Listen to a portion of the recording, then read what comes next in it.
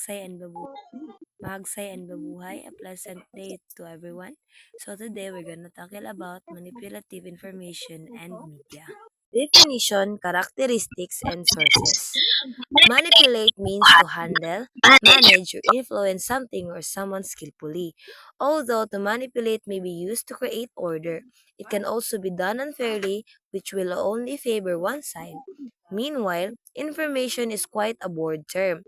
Information can cover data, knowledge derived from different studies, experiences, or instructions, and even signals or symbols. Information sources can come from virtually anywhere.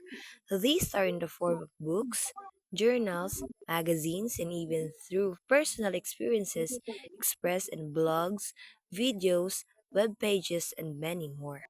So kaning information magikan ni siya bisag asa. Like for example sa kanang research nato, di ba og mag-find na tawag kanang RRL or kanang mga proof nga pruweba nga kaning atong research is kuan ni siya kaning reliable. Ngita di ba to sa Google? Kita di ba to sa Google no? Kana siya information gihapon na siya kay nagkuha man tagikan sa kaning web. Kay naa man pud diri web pages. The media world often uses information to describe knowledge or specific events or situations that has been collected or perceived through communication, intelligence, or news. Therefore, manipulative information is the type of information that can be handled, managed, or influenced by something or someone skillfully for advantage or disadvantage of something or someone. Manipulative information, handle lagi na siya sa katao.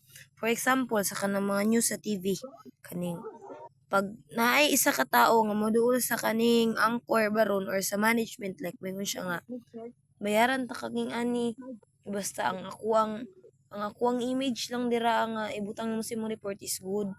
So kana siya makuha na siya nga nang manipulate na siya kay bad man niyang image niya pag-abot sa TV kay ni good kay gibayaran man niyang isa ka anchor ug isa ka management. Media is defined as the combination of physical objects used for communication or mass communication through physical objects such as radio, television, computers, or film.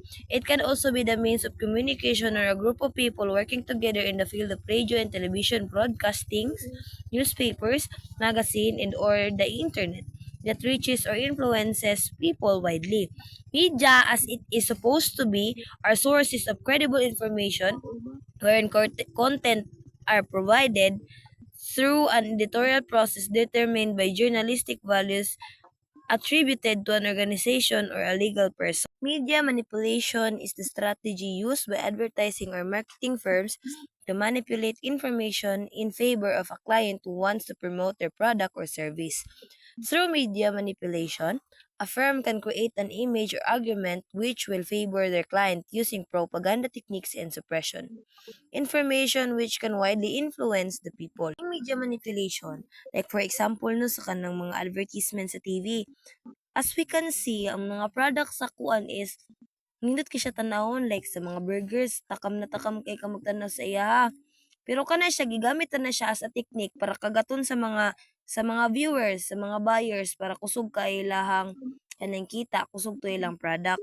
Various research agreed that TV advertisements have a positive influence on the consumer's buying behavior.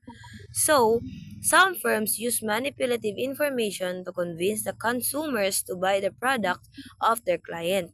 Some of these firms are 1. Marketing firm or ad agency. They generate sales of goods and services and directly contribute to the company's profitability. 2. Public relations or PR firm. They coordinate relationships through the media with various publicities in order to gain public acceptance and approval of the client's activity. B. Format and types. Manipulative information in media can be formally and informally produced, organized, and disseminated through different types and formats. The following are the different kinds of media manipulation. 1. Consumer confusion. Description. Consumer confusion is the state of mind of the consumers during purchasing products that leads them to having lack of confidence towards their purchasing decision. So here's the example. 2 brands of shampoo. Buy 10 plus 1 or buy 10 plus free mug promo. 2 brands of detergent. Buy 1 take 1 or buy 1 get 1 free. 2. Crowd manipulation. Description. Crowd manipulation is the intentional use of principles and techniques of crowd psychology. Example strategies used by advertising firms from crowd manipulation.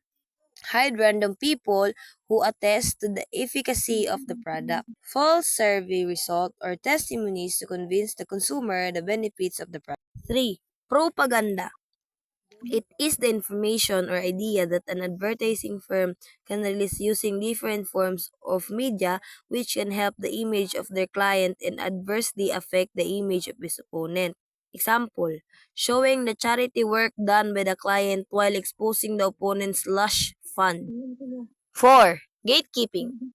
Gatekeeping is the type of manipulation where information is being filtered for dissemination, whether for publication, broadcasting, the internet, or some other mode of communication.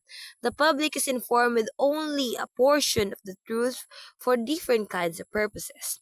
Example, during a gas leak accident in a condominium, only few casualties are mentioned to protect the owner of the condominium. Number two example, during a terrorist attack, the strategy of the soldiers to rescue the hostages are not disclosed to the public for security and protection purposes. Number five, celebrity endorsements. This is the use of celebrities as endorsers of a certain product or service who will attest to its effectiveness and good quality. Example, Chris Aquino, the queen of all media, was named top celebrity endorser by Yes magazine because of her credibility and gift of gab. She endorses a lot of products and services, which includes brands of bake shop, textiles, juices, canned goods, shampoo, telecom, feminine wash, and many more. 6. Hoax. This is use of manipulative information with intents to deceive or defraud the public. Example, in 2015, Peter Oniken and Diana Lowell, a pair of documentary filmmakers from Germany, and John Bohannon, a biologist and science journalist based at Harvard, tricked millions of people into believing chocolate could help them lose weight. 7. Psychological manipulation. This is used by advertising agencies which aim to influence and affect the public's belief, emotion, motives, and or reasoning towards a certain product, service, or situation. For example, an advertising agency highlights the slimming components of the juice product, thus creating a higher demand for that product with slimming components and the premise that being slim is better. Number 8. Fear-mongering or scaremongering. It is the dissemination of frightening and exaggerated rumors of an imminent danger or the tactic of purposely and needlessly aiming to instill fear to the public. Example, if the news exaggerated the power of Abu Sayyaf, penetrated Luzon, and risked planting bombs in malls, there would be a decline of people going to malls and even other public places.